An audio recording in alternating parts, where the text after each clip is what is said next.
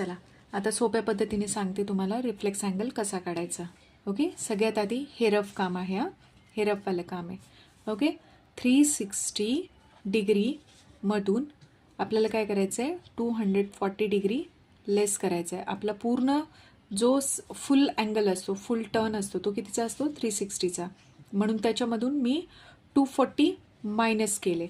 Okay, मग 240 minus केले तर माझं आन्सर किती आलं, इथे 2 आणि इथे 1 आलं आहे.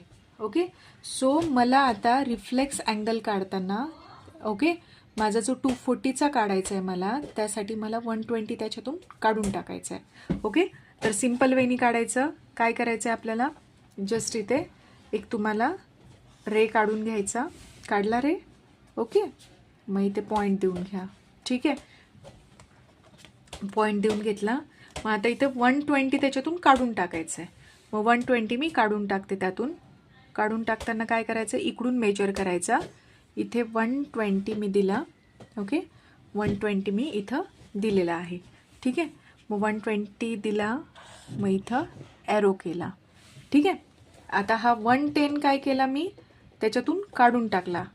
आणि हा जो खालचा अँगल तयार झाला आहे, तो माझा कितीचा अँगल तयार झाला आहे, 240 डिग्रीचा अँगल तयार झाला आहे. ओके, फक्त काय केलं आहे आपण, उलटा प्रोट्रॅक्टर धरण्याची गरज नाही. वरतूनच तुम्ही जो रिमेनिंग पार्ट राहतो ना, तो मायनस करून टाका.